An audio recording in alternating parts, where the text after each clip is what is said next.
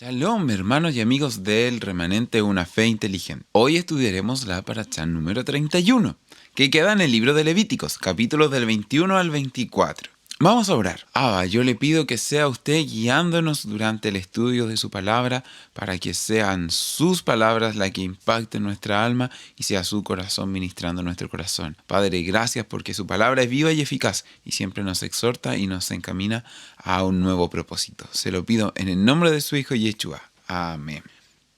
En esta parashá vamos a aprender muchas cosas muy interesantes. Es verdad que hay algunos pasajes que para nuestra mentalidad occidental del siglo XXI nos suenan un poco extraños. Sin embargo, Abba quiere enseñarnos algo impactante y muy sorprendente en esta enseñanza. Esta parashá la podemos organizar en 3 secciones. Permíteme explicarte cuáles son. Primero, se dan instrucciones para la santidad. Luego de eso, Levítico 23. ¿Qué estudioso de raíces hebreas no conoce Levítico 23 y los Moadim del Eterno? Y finalmente terminamos con un mensaje sobre el castigo y la restitución. Vamos con la primera sección, leyes sobre la santidad.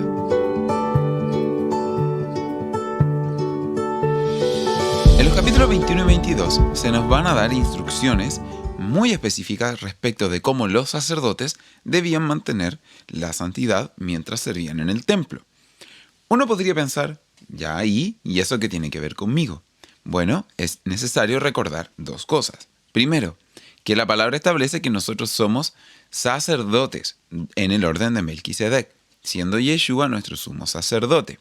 Eso lo dice, por ejemplo, Pedro, que dice que nosotros somos real sacerdocio. Por lo tanto, es importante entender que el Padre quiere que vivamos vidas santas. Ahora, ¿qué significa esto? ¿Qué es tener una vida santa? La palabra santo viene del hebreo kadosh, que significa apartado para un propósito.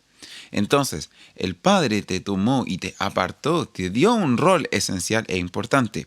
Y eso implica ciertas responsabilidades. Y tú debes mantener ese estado de pureza, de santidad, de kadosh, para poder cumplir con el gran propósito que Abba tiene para tu vida. Ahora, ¿cuáles eran estas instrucciones que el Padre le dio a los sacerdotes de esa época? Las podemos condensar en 3 grandes áreas. La primera, el Padre quiere que estemos alejados de la muerte. Un sacerdote, un levita, no podía entrar en contacto con un muerto, ni siquiera por un familiar, sino que alguien tenía que asistirlo. El sumo sacerdote no podía estar en contacto con nadie, absolutamente ni siquiera un familiar directo. Un sacerdote podía ir y estar en contacto con un ser querido que falleciera, pero el sumo sacerdote ni siquiera eso. ¿Por qué? Bueno, debemos recordar que Elohim es vida. Él es la fuente y la esencia misma de la vida. No puede haber muerte frente a él. Elohim es un Elohim de vivos y no de muertos. Y si nosotros nos vamos a relacionar con él, entonces todo en torno a nuestro alrededor debe girar en relación a la vida. Quienes hemos perdido a un ser amado, sabemos lo doloroso que es. Y no es que Elohim no pueda entender nuestro dolor. De hecho, Él lo vivió. Cuando Yeshua estaba en la cruz, Él también sintió ese dolor profundo de ver a un ser amado muy cercano perder la vida. No es en esa dirección en que el mensaje apunta. Es importante que nosotros nos mantengamos alejados de la muerte y todo lo que la muerte representa. Y veamos qué es lo que la sociedad nos ofrece. Voy a dar un ejemplo muy concreto. Existe una película que se ha vuelto muy famosa, que es la película Coco. Esta película representa algo que está en la cultura latinoamericana, que es el culto a la muerte, donde de hecho el protagonista y los personajes, y durante esa fiesta de celebración a los muertos, todos se visten y todo gira en torno a la muerte. Dime si no se han vuelto muy famosas y han tenido como un gran auge las películas de zombies, por ejemplo. ¿Por qué se han vuelto tan famosas? ¿Por qué darle tanta importancia a la película de muertos vivientes? Bueno, porque todo es espiritual y estamos viendo cómo el enemigo quiere ponernos en contacto y naturalizar la muerte a nuestro alrededor. Un último ejemplo que te quiero hablar es del aborto. Hablar del aborto es hablar de muerte, pero eso está hoy en día muy mal visto. El aborto es visto como algo bueno. Todavía recuerdo cuando uno de mis estudiantes me dijo, pero profesor, el aborto es bueno. Y le dije, pero ¿cómo el aborto va a ser bueno? Y me dijo, sí, pues ¿cómo se le ocurre que el aborto va a ser malo? Claro que es malo, pues le dije, ¿o tú piensas que la gente dice, me voy a embarazar porque quiero andar abortando? Nunca el aborto va a ser algo bueno. Bueno, Este joven se dio inmediatamente cuenta de que él solamente estaba repitiendo las palabras que la sociedad le dijo que repitiera, y fue bueno que él pudiera escuchar una visión contraria, porque en realidad no hay nada de bueno en relación a eso. El enemigo quiere normalizar la muerte a nuestro alrededor, pero nosotros defendemos la vida. La otra forma en que un sacerdote perdía su estado de pureza era a través de la inmoralidad sexual. Esta paracha nos enseña que los sacerdotes debían mantener una vida sexual pura. Por ejemplo, el sumo sacerdote solamente podía casarse con una mujer virgen de Israel. Pero, ¿qué es lo que nos enseña la sociedad hoy en día? Todo lo contrario. Por una parte, la virginidad es ridiculizada, mientras que la sexualidad promiscua es exalzada y levantada. Vemos cómo la música, por ejemplo, las propagandas y toda la cultura a nuestro alrededor cosifica a las mujeres, sexualiza a las personas y finalmente nos muestra una idea muy errada de lo que la sexualidad es. El Padre quiere que llevemos una sexualidad santa, y esa es una de las áreas que pocas veces se habla y que es muy importante que saquemos a la luz. Debemos defender los valores que la palabra enseña en relación a esto. Y por favor, forjemos a nuestros hijos alejados de tanta perversión sexual que la sociedad hoy en día está levantando. Y por último, también una tercera forma en que un sacerdote podía perder su estado de pureza era a través de la alimentación. Esto era algo tan delicado que si una persona en estado de impureza comía de los alimentos santos, debía ser cortado. Imagínate lo que significa. Ahora, es muy importante que nos demos cuenta de algo. Al Padre le importa lo que comemos. El primer pecado que cometieron fue, de hecho, en relación con la comida. Comieron del fruto prohibido, ¿no? Entonces, lo que entra a nosotros se vuelve parte de nosotros. Y el Padre dejó leyes dietéticas que debemos guardar. Y también, en este caso, se nos dice que los sacerdotes debían comer de las cosas santas. Entonces, primero, sí, comer cerdo te vuelve impuro y te aleja del Creador. Así que mantente alejado de toda esa dieta que lo único que hace es quitarte y privarte de la santidad que el Padre dice que quiere contigo. De hecho, la frase «Sed santos como yo soy santo» fue dicha por primera vez por Elohim mismo. ¿Cuándo? Después de haber dado las leyes dietéticas. Para él la santidad tiene mucho que ver con la comida. Y segundo, en este caso no está la prohibición de no comas este animal o no comas el otro. Eso ya estaba en otro pasaje. Acá lo que se nos dice es que debemos comer de las cosas santas en un estado de santidad. ¿Cómo lo traemos eso a nosotros? Bueno, la Torá es el alimento de vida que nosotros recibimos. Y si vamos a alimentarnos de la Torá, debemos llevar una vida santa. No podemos estar recibiendo el alimento espiritual si estamos con una vida de pecado. Debemos tener una vida de pureza para recibir el alimento espiritual. De lo contrario, seremos cortados. No podemos llevar una vida de pecado mientras estudiamos la Torá. Es una contradicción enorme. Así que, santidad, hermanos. El Padre quiere que seamos santos. Ahora, ¿por qué tanto hincapié con la santidad? Porque ahora vamos a Levítico 23. Y no hay ninguna coincidencia en la palabra. No puede ser que el Padre en Levítico 21 y 22 hiciera tanto hincapié en la santidad de los sacerdotes para luego poner Levítico 23 sin que hubiera una razón. El Padre quiere que cuando entremos a las fiestas, a los Moadim, lo hagamos como personas santas.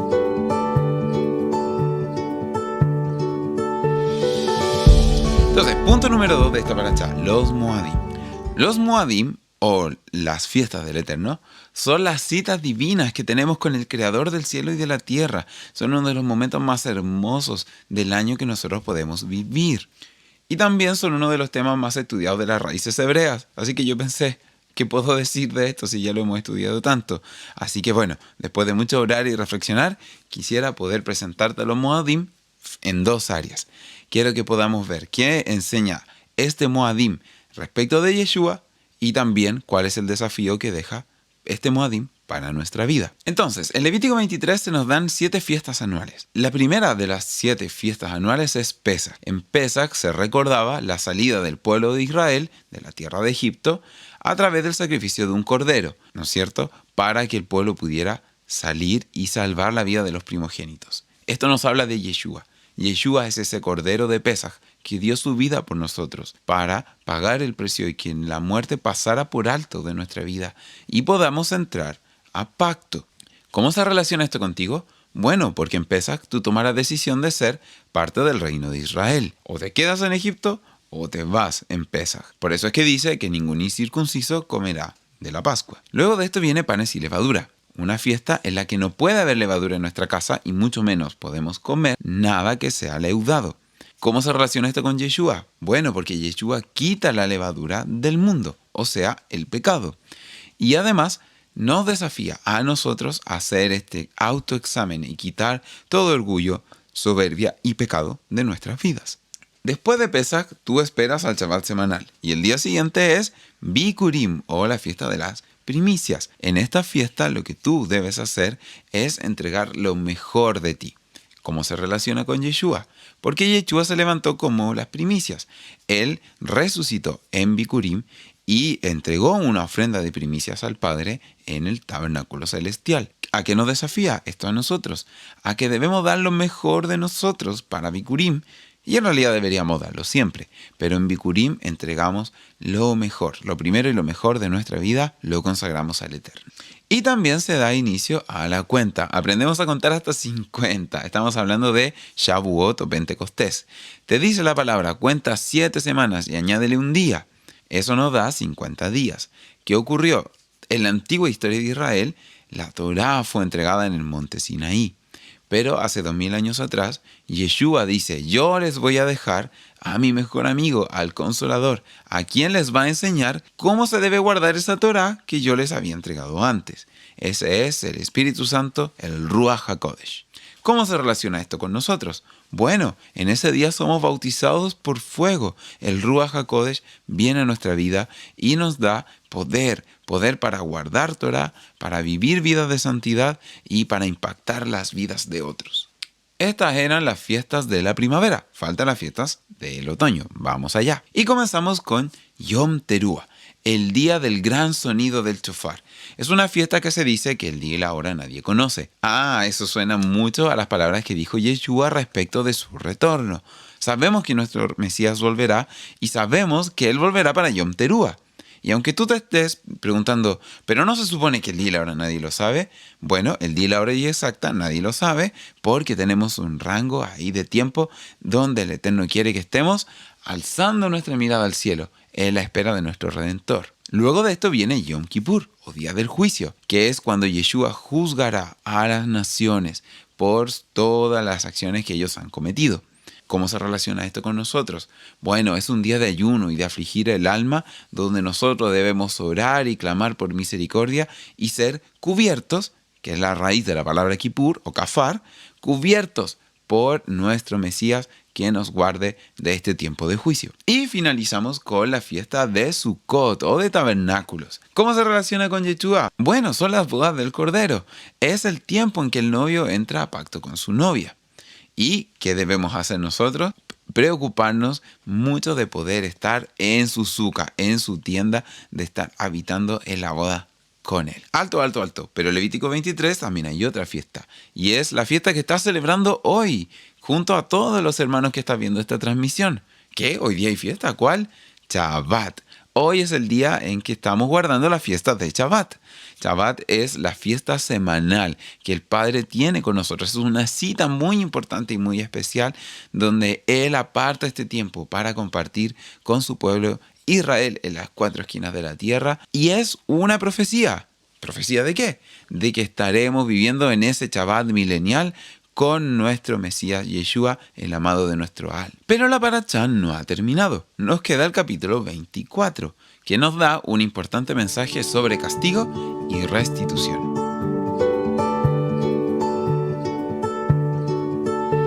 Este capítulo 24 parece ser inconexo. Tenemos 3 ideas acá que no queda muy clara la relación que tiene una con otra. Porque tenemos, por ejemplo, instrucciones para el aceite de las lámparas. También tenemos instrucciones respecto de los panes de la proposición. Y luego tenemos la historia de un hombre que blasfema contra el nombre del Eterno, contra el nombre de Yod-Hei Vav-Hei. ¿Qué tiene que ver una cosa con la otra? Bueno, la respuesta está en Apocalipsis. Hablemos del aceite para las lámparas. ¿Recuerdas esa parábola de las 10 vírgenes? 5 sensatas, 5 insensatas. ¿Cuál fue la diferencia? El aceite.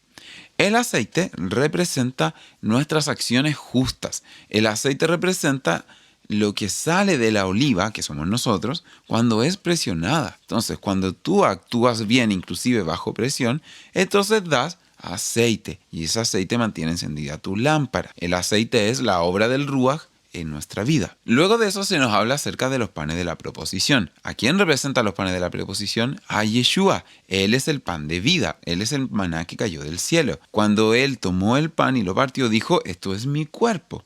El pan lo representa a Él. Entonces, ¿qué tiene que ver esto y cómo lo podemos entender? Sobre todo con la historia que viene a continuación, vamos a averiguarlo. Esta historia nos habla de dos hombres que tuvieron una riña. Uno era un hijo de Israel y el otro era hijo de un egipcio y de madre israelita. Estos hombres riñeron y en medio de la pelea, él, voy a resumir, egipcio, maldice el nombre del Creador. ¿Qué nos enseña todo esto? Nosotros ahora estamos en una especie de contienda. Ya sabemos que no tenemos lucha contra carne y sangre, pero sí contra huestes, autoridades espirituales, etc. Hoy en día, los hijos de Israel y los hijos de Egipto viven juntos y ahí se producen riñas y contiendas. Y estamos en esta vida que es ajetreada y difícil. Pero vendrá un tiempo donde va a haber juicio. Y aquí es donde vamos a ver que ocurre lo mismo que ocurrió con estos dos hombres. ¿Por qué? El hijo de Israel de alguna manera provocó la riña o fue parte de la riña, pero no recibe castigo. Sin embargo, en la parashá hay leyes de restitución, donde el Padre muestra su justicia. Entonces Él dice, si cometes un pecado, si eres parte de una riña, si en algo actuaste mal, bueno, hazte teshuvá, restituye el agravio y serás con esto perdonado. Sin embargo, existen personas que son hijos de Egipto, donde ellos, cuando se ven enfrentados a esto, maldicen el nombre del Eterno, y frente a ellos viene castigo. Ahora, ¿cómo saber a cuál grupo de los dos pertenecemos?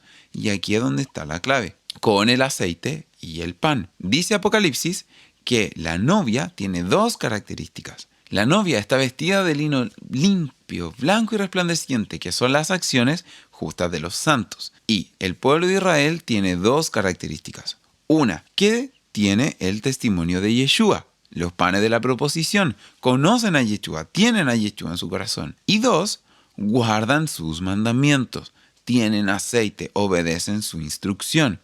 Por lo tanto, debemos ser parte de ese grupo porque seremos, mediante el teshuvá, el sacrificio de Yeshua y la restitución, seremos salvados. Sin embargo, el resto de las personas que rechacen a Yeshua, a la Torá, que rechacen ser parte del pacto, serán castigados, puesto que ellos blasfeman el nombre del Eterno. Bueno, hermanos, esta parashá nos ha dejado mucho de lo que debemos aprender y ser desafiados. En resumen, ¿qué quiero que quede en tu corazón? El Eterno está enviando un mensaje fuerte y claro para estos tiempos difíciles y complicados que estamos viviendo. Sean santos y sean parte de mi pueblo, porque si son santos y pertenecen en mis promesas, yo los voy a guardar y proteger. ¿Por qué lo vemos? Porque aun cuando estemos en una riña con un hijo de Egipto, si nosotros somos santos, podremos ser parte de la ciudadanía de Israel. Estaremos en sus fiestas hasta llegar a la fiesta de Sukkot, las bodas del Cordero,